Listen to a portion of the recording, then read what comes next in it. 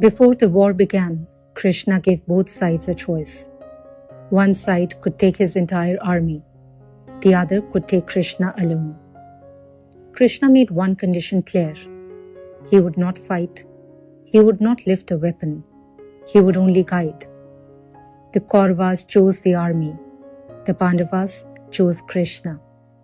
And with that choice, something subtle was already decided.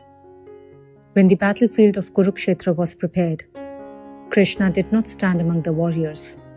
He did not wear armor. He did not carry a bow. He took the reins of a chariot. He became the charioteer of Arjuna.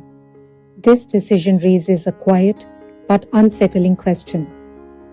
If Krishna was capable of ending the war himself, why didn't he? Why would someone with complete power choose a supporting role? Why guide instead of act? The answer is not humility. It is deep understanding. Krishna did not come to fight the war of Kurukshetra. He came to reveal the war inside the human mind. A warrior fights with strength. A charioteer works with direction. And Krishna chose direction. A charioteer does not defeat enemies. He decides where the chariot goes. He decides when to move forward, when to pause, when to turn away, and when to face danger directly. This role is quiet. It is not celebrated, and it does not receive any praise.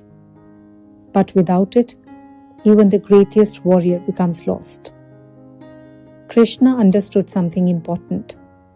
If he became a warrior, Arjuna would become dependent. Strong perhaps, victorious maybe, but unchanged. So Krishna stepped back. And by stepping back, he allowed space. Space for Arjuna's fear to appear, space for doubt to rise, and space for confusion to surface. And that discomfort was necessary. Because Arjuna did not freeze on the battlefield because he lacked skill. He froze because he saw consequence clearly for the first time. Krishna did not interrupt that moment. He did not rush to fix it. He stayed calm and still. This is where the teaching begins. Most people think guidance means giving answers. But Krishna showed that guidance sometimes means allowing silence long enough for truth to emerge. If Krishna had fought, the war would have been about power. Because he did not, it became about awareness. He did not want to win the war for Arjuna.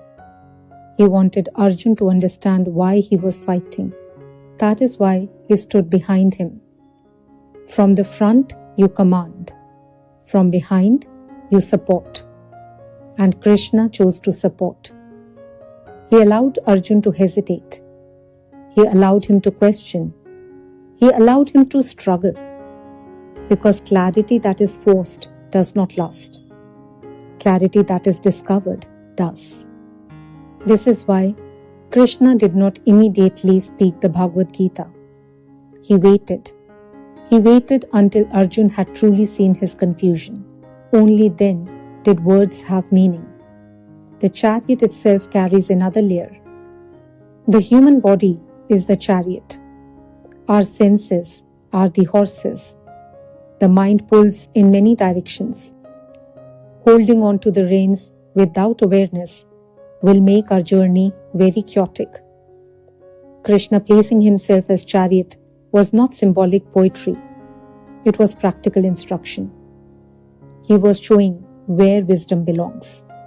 Not in front of life, not dominating it, but guiding it moment by moment. Many people think Krishna avoided responsibility by not fighting. In truth, he took the most difficult responsibility. To know the outcome and still allow the process. To have power and still choose restraint. To guide without controlling. This requires more awareness than action. Think of it this way. If a teacher writes the exam for the student, the student passes, but learns nothing. But if the teacher sits quietly and lets the student struggle, something deeper forms: judgment, confidence, and ownership. Krishna was not interested in a temporary victory. He was interested in transformation. That is why he did not stand at the center of attention. He chose to stand at the edge. At the end of the war, Arjuna did not say, "Krishna won this for me." He stood changed. He stood transformed. And that was the real outcome.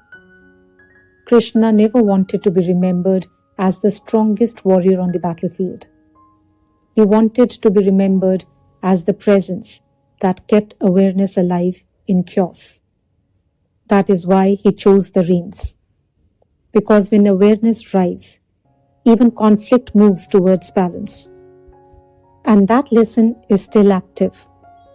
Krishna is not asking to fight your battles for you. He is asking, where have you placed awareness?